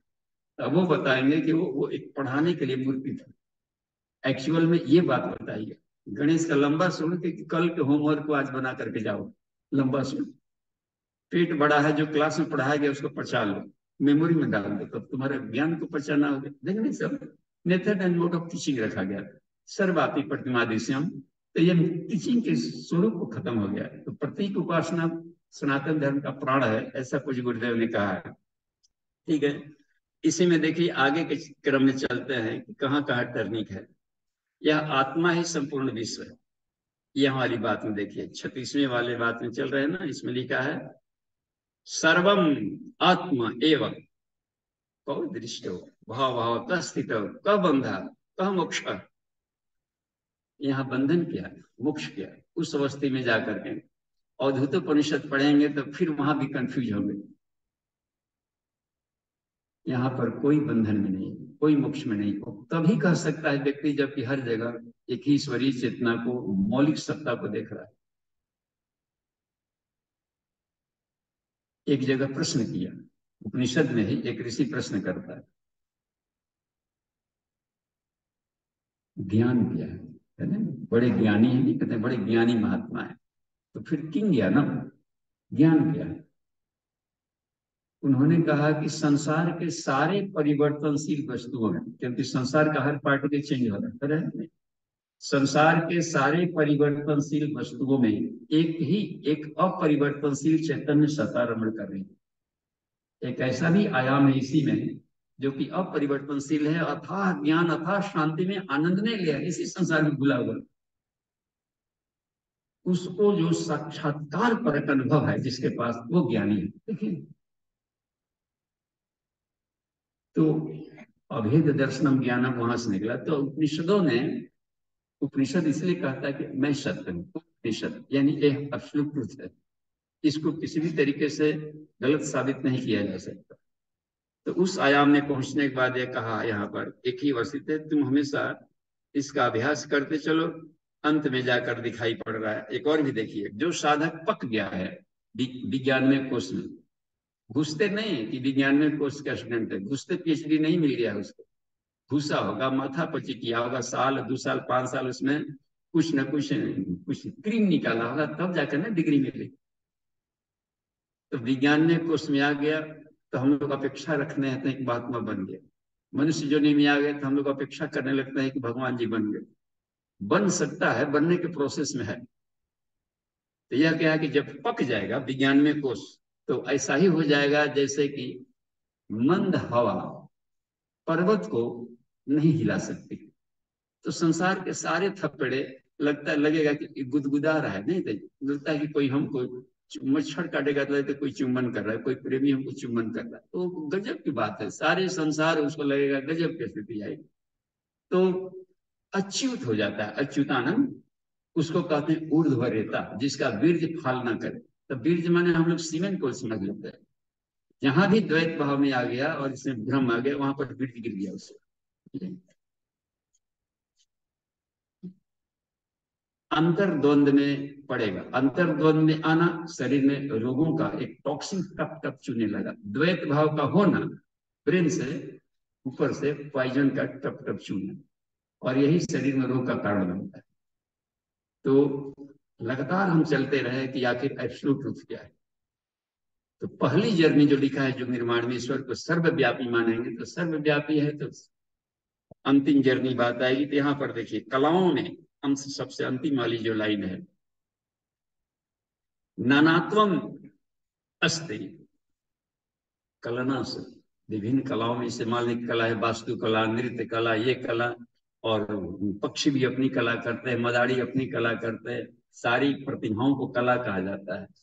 और चंद्रमा की कला, एकम द्विज तीज, हम लोग कितने गड़बड़ा जाते हैं। जैसे मान लें कि चंद्रमा है और जिस दिन पृथ्वी की छाया पड़ी है तभी तो एकम द्विज तीज हुआ। कोई तो इमेज रोका कि नहीं उसको, यानी उसके लाइट को किसी ने ग्रहण किया।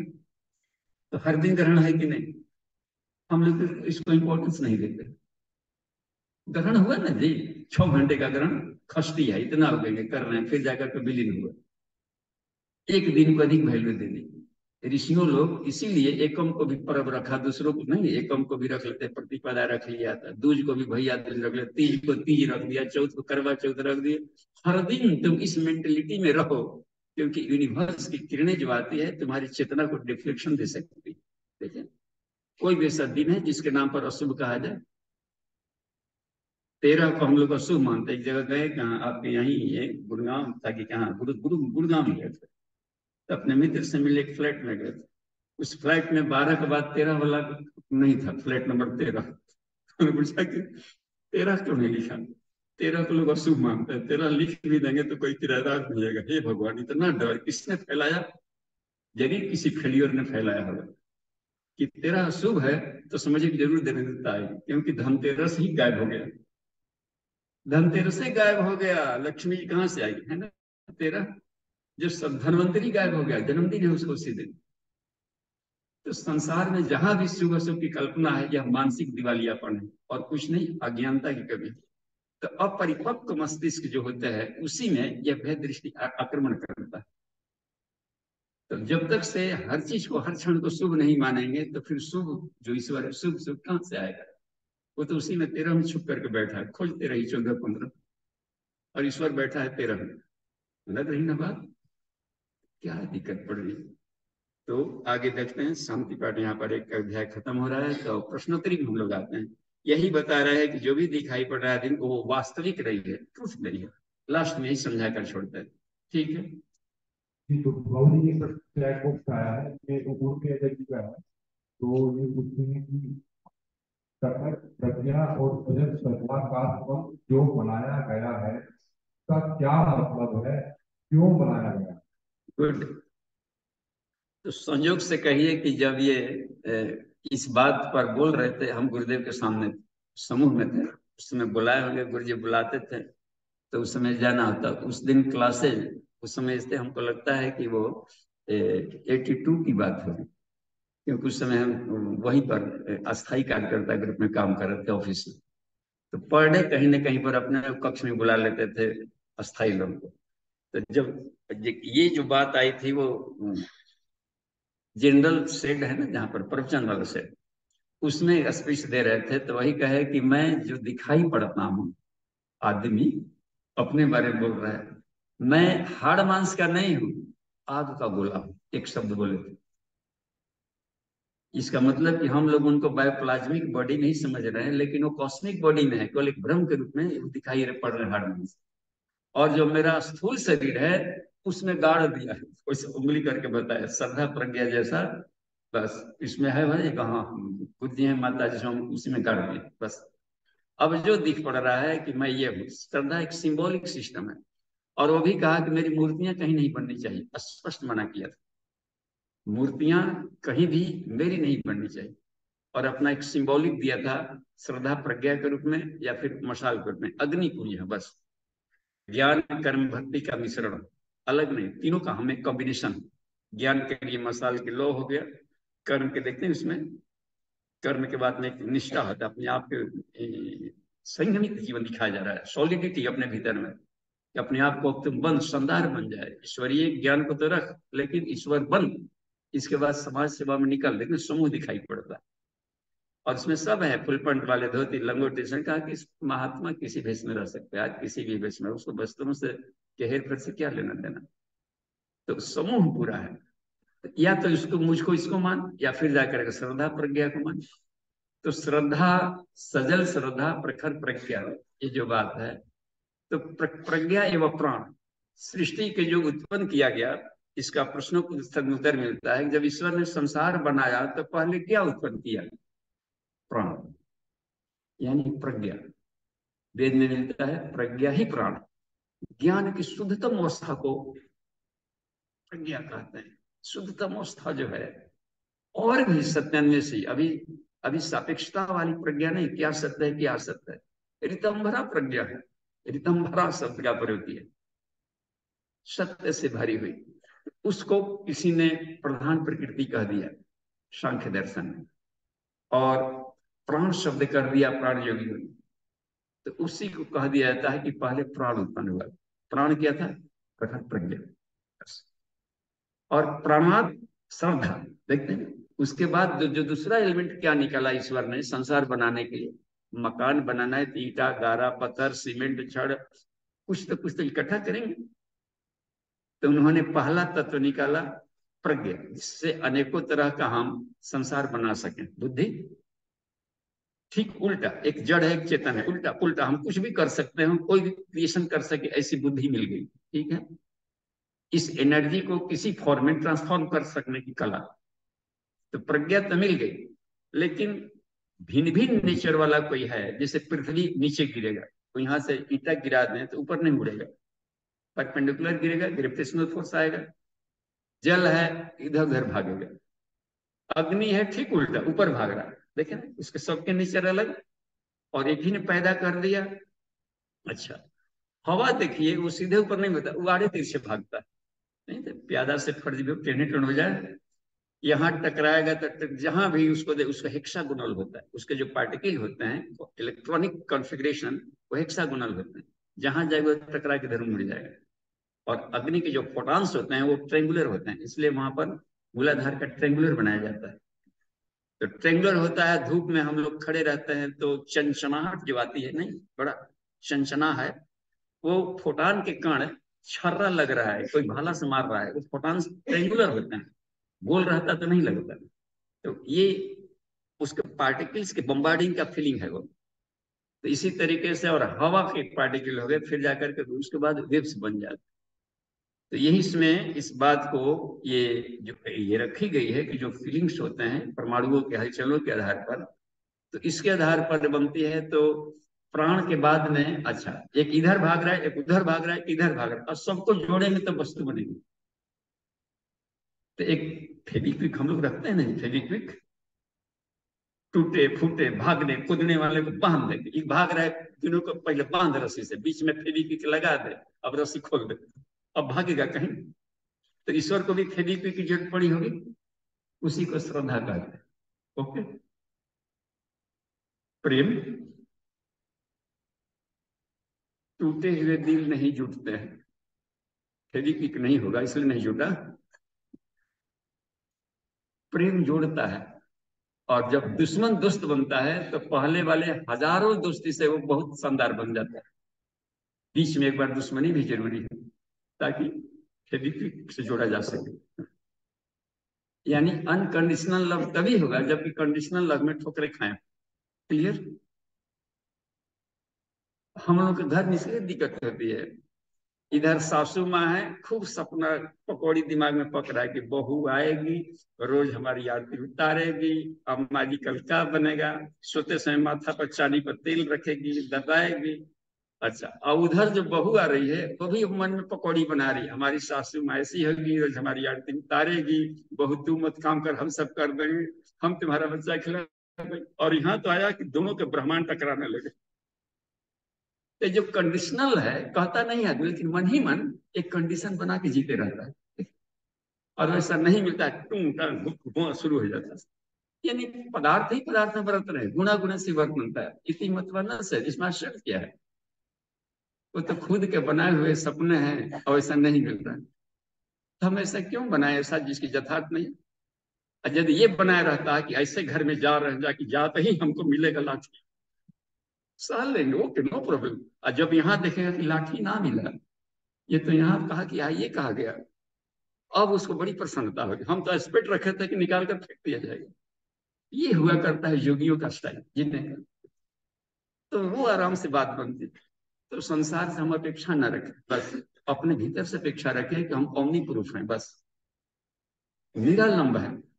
संसार मिलेगा तो एंजॉय लेंगे, नहीं मिलेगा तो हम इंजॉयफुल है ही, तो हमको इंजॉय अलग से क्या जरूरत है। बैसाखियों की इन शब्द ध्वनि आए रूप रस का जितना चाहेंगे मन ही मन सपना देख लेंगे, कर लेंगे क्रिएशन। तो चलिए ठीक है। कभी आप बताएं, जब तक हम लोग सहारा है तब तक भ्रम है। और जब तक हम लोग भ्रम है, थोड़ा दूर करके बोलिए तो माइक। अब जब तक से हम आत्म संभव जब शरीर में है, पता नहीं। मतलब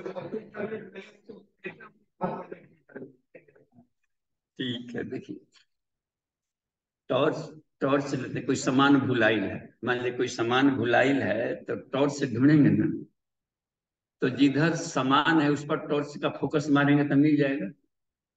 और सामान भुलाइल है, सुई भुलाइल है हिया, और टॉर्च का फोकस मारते मारते एक बधार उधर भागा है। तो इसी संसार में रहने हुए हम टॉर्च वहां नहीं फेंक रहे हैं जहां की है, बाहर बाहर टॉर्च खोज रहे हैं ना। भीतर में आनंद है और आनंद खोज रहे हैं वस्तुओं में, इधर उधर तो मिलेगा किसी है कर्म जरूर। यहाँ यहाँ टॉर्च क्यों नहीं मारा जहाँ टॉर्च है? तो संसार बाधक नहीं है, जहाँ समान है वहां टॉर्च नहीं फेंक रहा, वहां नहीं देख रहा। हर जगह भूला हुआ है ना ईश्वर, ईश्वर हर जगह भूला है, संसार में ही है। और हम लोग को यही यही ताकतवर है, जो संसार में नहीं है ईश्वर, कृपा दशामृतम देवी, वो ताकतवर नहीं है। जो युद्ध के मैदान में रहते हुए भी शांत रहता है वो ताकतवर है। तो जिस ब्रह्म की हम लोग उपासना करता है मनुष्य जाति, वो विकार ब्रह्म यानी सृष्टि में भूले हुए, क्योंकि इतने सारे थपेड़ों में भी वो मस्त है, सो रहा है क्षीर सागर में, पूरे विश्व का पोषण करने वाला विष्णु। उसको तो हम लोग के शादी विवाह एक दिन घर में लग जाए तो माली का फेदर ही निकल जाता है। जितने घर की महिलाएं हैं सबका घेंग बैठल रहता है, किसी का गीत गाते गाते, किसी का चौभिया कहाँ बहो पूछते पूछते, सब बन रहा है। और वो विष्णु सो रहा है, कर रहे हैं ना, इसका मतलब उसका सिस्टम सही चल रहा होगा। तो शांता कारण है शिव। तो संसार में रहते एक शांति वाला भी फेज है, उसको उसमें आक्रमण करेंगे तो संसार के थपेड़े बड़े मजे आएंगे, मजा आ जाएगा। सुनामी में वही ना डूबेगा जी, जो कोई ऑब्जेक्ट हो, पेड़ हो खड़खड़ा है, लेकिन थर्मोकोल फेंक दें, उसको क्या गरज है, तो और उछलेगा और मजा, उसको डुबा के दिखा दे सुनामी तब ना। थर्मोकोल ये खाली कॉर्क ना, ये नहीं डूबेगा। हाथी बह जाएगा धारा में, लेकिन मछली का एक छोटा सा छोकरा वो नहीं बढ़ेगा, वो उनके धारा में चलेगा। तो हम लोग अपना बुद्धत्व भूल गए कि मुझ में इतनी ताकत है, इसमें उसी के बच्चे हैं, उसको खोज सकते हैं। तो अपनी सारे बिजली को हम लोग खर्च कर दे रहे हैं कुछ और खोजने में, बस आत्मा को खोजने में बिजली को खर्च ही नहीं कर रहे, इसलिए मिलने में देरी है। इसके लिए पढ़ाई लिखाई कंपलसरी नहीं है। कबीरदास तो मसी कागज छुए नहीं, देखे। अब वही पा लिया इतना बढ़िया कि उसके एक एक वाक्य को अर्थ लगाने वाला आज पीएचडी कहलाता है। एक अनपढ़ न जाने कितने पीएचडीओ को पढ़ा पैदा कर दिया, है ना बात। तो आत्मा को जानने के लिए इन भाषाओं की जरूरत नहीं पड़ती है, उसकी भाषाओं एक अलग होती है। वो होता है अहैतुकी प्रेम, दिव्य प्रेम, अहैतुकी, वनवे। सूर्य को प्रेयर करेंगे तभी रोशनी ना देंगे, गाली देंगे तो भी रोशनी देंगे, उनका ड्यूटी है देना। तो हम वन वे, हम लोग जो काम लायक हैं उन्हीं उन्हीं को चुन कर करते हैं, तो हमारी एनर्जी थोड़े दायरे में खर्च हो जाती है। या तो एक तरीका, या फिर अपने भीतर भी घुसे रहते हैं तो वो बिजली काम आ जाए, है ना। काम की बात, जिधर आंच लगा देना पड़ता है उस आंच से मन इधर खर्च कर दिया। आग था, लकड़ी था, हम चाहते तो भोजन बना सकते थे, लेकिन आग लकड़ी को कहाँ जला दिया, खाली जाड़ा से बचाव करने के लिए, बस सारा निकल गया, खाली थोड़ा सा लाभ ले पाए। जहां भी ठंड लग रही हो तो आग तापेंगे तो आपकी स्टेमिना कमजोर होगी, तो कैसे गर्म करें, भले कंबल ओढ़ लें, तो अब इसमें नहीं कमजोर होगा। लेकिन बाहर से जो हीटिंग प्रोसेस लेंगे तो जो न्यूरन्स होता है, नर्व के एंडिंग पावर, उसमें कैप लगे होते हैं, बरगद का जैसे बरूद है इसमें कैप लगा होता है, वो छेद कर नीचे मिट्टी में चला जाएगा, वो कैप नष्ट हो जाता है, तो फिर एलर्जी होने लगेगी, एलर्जी को पैदा कर देगा बॉडी में, थोड़े से ठंड फिर बर्दाश्त नहीं हो पाएंगे, और भी हेवी जरूरत पड़ता है। देखिए कितनी कमाल की बात। तो हम अपने आप को स्ट्रोंग बनाएंगे और अपनी चेतना को संसार में उतना ही लिप्त होने दें जितना कि सर्वाइवल के लिए जरूरी है, ठीक। लेकिन बाकी समय अपने को जानने में लगा, वो जान गए तो अथाह अथाह नचिकेता को कह रहे थे, तू जाकर स्वर्ग सुख ले लो, जितना कहो, सारे रानियां, पटरानियां, घोड़े, बंगले, ये सब 1000 वर्ष तक आनंद लेना। तो फिर कहा नचिकेता ने, 1000 के बाद 1001वां दिन हमारा क्या होगा, ये तो हमें तृप्त तो करेगा नहीं। इंद्रियों भोग लेना, इंद्रियां भोग लेते लेते जब मुरझा करके टूट गई तो हम तो कहीं के नहीं रहे, तो भोग तो और कमजोर करता है। अंत में कहा कि हे नचिकेता, तुम्हारी जैसे शिष्य की हमें तलाश थी, अब तुम पालेगा, इतना कंसंट्रेशन है। तो बाहर रमण करे, पैर फैलावे, लेकिन उतना ही ना आकंठ न डूब जाए कि अपने लिए समय ही नहीं मिला। हेनरी फोर्ड नाम से ना, हेनरी फोर्ड, हर 5 मिनट पर एक कार रोड पर आ जाती थी, समझिए, हर 5 मिनट पर एक नई कार रोड पर आ गई। वह जब मर रहा था तो बड़ा रो रहा था, बिलबिला बिलबिला करके मरा है। उसके पेट में कुछ ऐसे हो गए थे रोग कि 1 औंस जूस नहीं पचा सकता था, जबकि शीशा में सब काजू किशमिश एक से रखे हुए। डॉक्टर बुलाए जा सकते थे कि 1 औंस पिला देते, इतने आपको मिले जाएंगे, डॉलर फॉलर ऐसा मिलते रहेंगे। वो जब मर रहा था तो कहा कि हे भगवान, अगली बार जब जन्म देना तो फोर्ड परिवार में मत जन्म देना, इसी के कंपनी में काम करने वाले किसी मजदूर के हाथ देना है, ताकि 2 रोटी खाकर चैन से आनंद ले रहा है, सो रहा है बस। शुरू में तो मगन से चल पड़ते थे, अब जहां धन बटोर लिया, धन से हमको फिर धन तीला बना लिए, तो पहले तो चोर का डर नहीं था, अब चोर रखेंगे एक और भी, उसमें बाद में उसको दरवान रखो, उधर भी दो दरवान रखो, इतना हो जाएगा, बढ़ा लेंगे कि अब जब जाएंगे बाथरूम में तो आपकी रखवाली के लिए 10 लोग कमांडो खड़ा रहेगा। क्या दुर्गति है कि नहीं, अपने आप को कमजोर बनाई कि नहीं है। और भगवान बुद्ध चल पड़ा, जंगल में अकेले जा रहा है, पा लिया कि नहीं सत्य को। मीरा थपेड़े खाई, चल पड़ी। कबीरदास चल पड़े, लोगों ने फेंक दिया गंगा जी में, हथकड़ी लगा। यही है कि हम लोग को इस सत्य का भाषण देने चलता है। काशी के घाट पर एक मैंने फेंक दी, खूब पिटाई किया कि इतना पीट दे कि कल कल भाषण मत दे चौराहा पर, ये सत्य है, ये गलत है, ये हम लोग का काम है, ये कहे बोलता है। तो उसी दिन गए थे, कुहासा था, तो रामानंद गए थे, तो उनके पैर पड़ गया था, दिखाई नहीं पड़े थे, रोज वेट करते थे कि स्नान के बाद जाएंगे तो हम प्रणाम करेंगे। तो वही राम राम निकला था, और कहते जब देखा तो उनको दया आ गई और अपने आश्रम में ले गए थे, मरम पट्टी किए थे। इसके लगन निष्ठा को देखा था, कहा गुरु जी हमको आप ही से दीक्षा लेना है, हमने सबके सुन लिए हैं आसन भाषण, लेकिन सिर्फ आपके पास हमने पाया कि वो एब्सोल्यूट ट्रूथ है जो आप हमको बता सकते, लेकिन हम जानते हैं कि आप हमको दीक्षा नहीं देंगे, क्यों कि आप ब्राह्मण सभा के अध्यक्ष हैं और आपको तुरंत रिजाइनेशन दे दिया जाएगा। वो पहले ही रिजाइनेशन देख लिए थे, अब भिजवा दिया कि तुम ही हमारे शिष्य रहोगे बस। रिजेक्शन भिजवा दिया। तो ये बात कही जाती है, आज देखिए पूरे विश्व में फैला दिए कि नहीं। यूएस में जाकर देखे हमने कि सैकड़ों 150 कभी के लोग हर जगह पूरे विश्व में फैला दिया। विवेकानंद पूरे विश्व में फैला दिया। तो अपने गुरु को ऊपर उठा के छलांग लगा देता है, चेतना को फैलाता है। तो हमें ये बात देखनी है कि संसार में रमण करे, खूब रमण करे, लेकिन एक एक लिमिट तो होना चाहिए कहीं ना कहीं पर बार, कि जितना हम अपने के लिए समय थोड़ा निकाल सकें। और गुरुदेव तो इतना छूट दे दिए है कि मात्र 2 घंटा निकालें। अब इतना सस्ता गुरु कहाँ मिलेगा जी। और केवल 10 साल ईमानदारी से 2 घंटा, 1 घंटा उपनिषद को अध्ययन करें और 1 घंटा प्रैक्टिकल करें उसको पहचाने का। उपनिषद के सिवा और किसी साहित्य का अध्ययन करेंगे तो स्वाध्याय नहीं कहलाएगा। स्व माने आत्मा, आत्मा को जानकारी देने वाला भारत में सिर्फ उपनिषद है। सर्वोपनिषदो गावो दुग्धा गोपाल नंदन। तो ये हर एक बात में तो हमें इसका लाभ ले और राजनीति की जानकारी ले। ठीक है, कोई प्रश्न है तो पूछिए। तो कृपा शंकर जी का वजह चलिए। और एक बात आई थी कि जैसे मनोकाय पांचों तत्वों से जो है उनका, तो ये बात जैसे पहली आउट तो कैसे पांचों तत्वों से। हाँ, यहाँ ऊपर का अर्थ कंट्रोलर है, कमांड करता है, गवर्न करता है। इन तत्वों के भीतर में जो गुण है, रूप रस गंध शब्द स्पर्श। रूप से अग्नि का गुण है, अग्नि नहीं रहेगा तो हम लोग देख नहीं पाएंगे। या कोई भी चीज बना हुआ है तो अग्नि है। हवन करने के लिए हम लोग लकड़ी ले डालते हैं ना, लकड़ी, वो लकड़ी नहीं है, बहुरूपिया था लकड़ी, आग है वो। तभी तो एक माचिस बारे और लपटें निकले, यानी इतनी लपटें कहाँ थी, लकड़ी में छुपी थी, और वो बन गया भस्म। यानी लकड़ी एक भ्रम था, बस तो वो आग था। अग्नि से सारे संसार के सब पार्टिकल बने हुए, ये अग्नि मिले पूरे। तो यह आ गई कि वो इनके जो मौलिक गुण हैं, इनका वर्ण करता है मन, इसलिए ऊपर कह दिया गया मुंह पर। इनके ऊपर कौन पदाधिकारी है, तो इंद्रियों के ऊपर पदाधिकारी मन है, लेकिन काम तो इसे ले रहा है। इन्हीं के बीच में रात दिन बैठना उठना है उसका।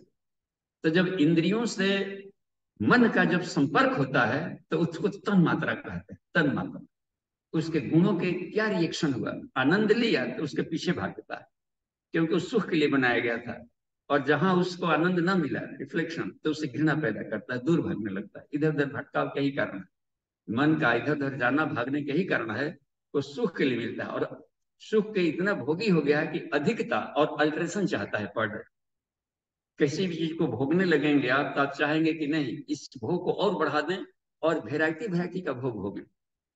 छह ही न स्वाद है जी, खट्टा मीठा नमकीन का कसाई करते हैं। और बाजार में जाए तो खाली मिठाई में 50 वेराइटी मिलेगा मीठा में। वो जानता है कि इनके जीभ में खुजली है, खुजली वालों से अपना माल कमा लो। उसकी क्या गलती है। नमकीन में वेराइटी वेराइटी का मिलेगा। पार्टी अपने यहाँ रखेंगे, शादी विवाह, तो आकर के पूछेगा कितना वेराइटी का, 50 वेराइटी का तो जिनस लिखा दे, मात्र 6 टेस्ट है। इस सिर्फ मन का खेल है कि तन्मात्राओं में इतना चिपक गया है कि वेरिएशन और अधिकता खोजता है। तो यदि चिपकाना है ही, उसका गुण है चिपको, तो चिपको तो उससे चिपको ना जो शाश्वत आनंद वाला है। तो आत्मा से चिपकने के लिए और चिपकने की शक्ति बढ़ानी पड़ती है, यानी आसक्ति कम नहीं, आसक्ति हद से ज्यादा हो तो उसको, और आत्मा से जुड़े है तो उसको कहते हैं अनुरक्ति। अनुरक्ति परे तत्व है, तो वो पालेगा। चिपकने को स्वभाव को नहीं हटाना है, चिपको, लेकिन उससे चिपको जिससे अमृत मिलता है। उससे मत चिपको जो कि तुम्हारे प्राणों को चूस रहा है। चिपकने की मनाही नहीं है, तो कोई भी पदार्थ अपना नेचर मत छोड़े। और जहां उससे चिपक गए तो क्या होगा कि पदार्थ को असली सुख वही लेगा, वो संसार को भोगते हुए ब्रह्म को पा लेगा। क्योंकि ये जो आनंद मिलेगा तो तत्प्रसादम अधिगच्छति, जो दूसरे अध्याय में बताया है कृष्ण ने कि इंद्रियों और विषयों से खेलते हुए ही वो ब्रह्म को पालेगा। और जहां आनंद मिला तो संसार के दुख खत्म होंगे। तो संसार से खेलने को भोगने की मनाही नहीं है, लेकिन भोगने के पहले एक माइंड के खास स्टेट में चले जाओ जहां पर तेन तक तेना कहा जा सके, क्लियर, अस्तित्व प्रज्ञ बन जाए।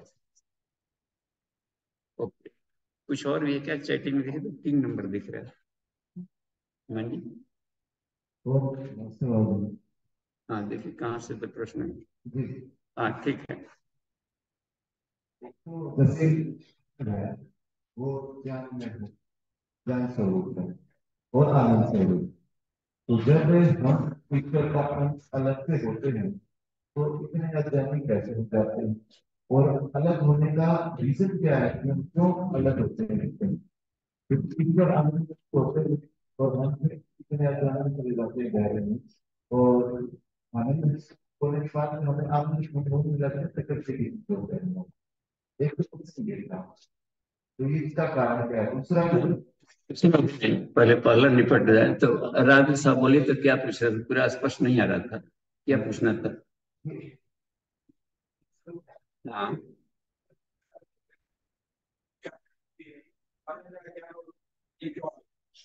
हाँ, तो ये जो अज्ञान क्यों आ गया, तो यही इसी का उत्तर निदान को दिए हैं कि असंशक्ति, आत्मविस्मृति, हम भूल गए कि हम ईश्वर हैं। अहम ईश्वरांशु असली भूल गए और शरीर को मान लिया कि मैं शरीर हूं। तो शरीर तो तत्वों से गलता जलता है तो लगता है कि मैं जल रहा हूं, मैं कर रहा हूं, मैं कर रहा हूं। ये भूलकड़ी के ईश्वर आ गए। लेकिन वो हीरे को कीचड़ में भी रखेंगे तो हीरा कीचड़ नहीं बनेगा कभी। जिस दिन भूलकड़ी खत्म हुई, एक सेकंड के भीतर में अनंत जन्मों के जो पहाड़ है विद्या, एक सेकंड भी नहीं लगता है जलने में। सिर्फ आत्मस्मृति को कहा गया है। तो ये गांठे जो बना दिया, फिर सत्य से खेलते खेलते सब फायदा वाला है तो सत्वगुणी बन गए। रज से खेलते खेलते रजी आनंद में है, रजोगुणी कोई बन गया। कोई तम से शक्तिमान बन रहा है तो कोई जाकर के धनवान बन रहा है, कोई ज्ञानमान बन रहा है। और उसी लपेटे ने रेशम के कीड़े की तरह अपने आप को कोठरी बंद कर ली। इन गांठों को फोड़ना पड़ता है विज्ञान में, कोष में। क्योंकि आत्मा सब में रह रही, ईश्वर सब में एक समान है। हम सुअर को देखकर घृणा कर रहे हैं और ईश्वर सुअर के बच्चों के हृदय में बैठकर एकदम मजा ले रहा है खुबाड़ में। हम तो नाक पहुंची पड़ते हैं ना, सुअर गुजर रहा है तो ईश्वर मिलेगा कभी जी? जिसको खोज रहे हैं वो सुअर के मार्ग में बैठा है। हम खोज रहे हैं केवल हिमालय में जाएंगे और हिमाद्री पर बैठेंगे तभी मिलेगा। तो उसका एक रुआ मिलेगा जिसे हाथी का पूंछ पकड़ाएगा, समग्र नहीं पकड़ाएगा। तो हमें अपनी चेतना को, ईश्वर बहुमुखी है तो अपनी चेतना को भी बहुमुखी बनाना पड़ता है। आत्मा भी बहुमुखी है क्योंकि उसका बच्चा है। तो हर फील्ड में, हर कॉर्नर में, हर दिशाओं में उसकी एंगुलर विजन से देखना होगा कि इसके भीतर में जो मौलिक शक्ति वो क्या है। जल का जलत तो कहां से आ गया? हमारे भीतर में मन, जैसे केनोपनिषद में मन, मन किसके द्वारा सोचता है, उसको कौन बल दे रहा है? तो इस सोचने की प्रक्रिया में आगे बढ़ते जाएंगे तो हम लोगों ने लकड़ी आ गई आत्मविस्मृति का। ये भूल जाते हैं कि मैं नैनम छिद्यंती ससराड़ी। हाँ, इसका कारण है जो विषय और इंद्रियों का जो ये संपर्क आ गया। एक और कारण है, छोटा मैग्नेट है वो, ज्वाला है, हम चिंगारी हैं। तो चिंगारी का मैग्नेटिक फील्ड छोटा होता है, लेकिन गुण तो सारा ज्वाला वाला है। चुंबक के हर पार्टिकल में चुंबकीय गुण होगा, लेकिन उसका मैग्नेटिक फील्ड कम हो जाएगा। तो जब हर वस्तुओं को बनाकर उसमें एंट्री कर गया तो उसका मैग्नेटिक फील्ड कम था, तो दूर की नहीं देख पाया। तो बॉडी को ही मान लिया कि अपना शरीर है। यही यहीं पर भुलकड़ी आनी शुरू हुई। आत्मविस्मृति का कारण यही होता है कि शिव भाव जीव भाव में बदला है। छोटा सा मैग्नेटिक फील्ड होने के चलते कि अपने दायरा से उसका अनंत ब्रह्मांडों से भी ऊपर है, तो एक हिस्सा है उसका है। त्रिपादश अमृतनंदी चेतना में हमेशा उपस्थित रहता है। ईश्वर को तो बड़ा कार्य करना, सृष्टि को संभालना होता है, इसके लिए पावर उसके काफी अधिक होनी चाहिए। लेकिन हम जब जीवात्मा है तो हमारे लिए शरीर के अंदर पता कार्य करना होता है। तो हमारे थोड़ी सी भी अगर वही ध्यान हमारे पास है, हमारे लिए हम कुछ चीजें हो जाना। हाँ, हो जाएगा कब? जब शरीर को भी भीतर में, सिर्फ शरीर नहीं, शरीर में सारा ब्रह्मांड है। यह ब्रह्मांड तत्पिंड है। इस ब्रह्मांड के हर पार्टिकल को हैंडल करना सीख जाएंगे, इसकी अनुभूति आएगी, उसका करंट फिर आने लगेगा अपने भीतर में। ये फिलामेंट बॉल में छोटे दिखते हैं, पतले हैं, लेकिन मेन हाउस से जोड़ते ही उसके सारा करंट उसका बहने लगता है। तो उस करंट को भी नहीं ट्यूनिंग कर पा रहे हैं।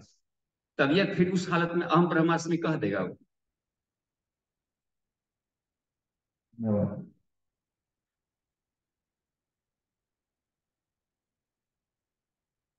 अब यहाँ नवग्रह है, देखिए फॉर एग्जाम्पल नवग्रह बना है, तो ये ग्रह मंगल बुध बृहस्पति साथ से जो ग्रह बने हुए हैं, समय हो गया है। तो ठीक है, आज के लिए ओके, शांति पाठ कर लेते हैं, यज्ञशाला में चलते हैं, शेष नेक्स्ट डे।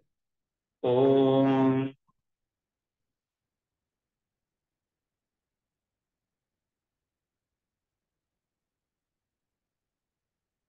शांति शांति शांति। समाप्ति। प्रणाम।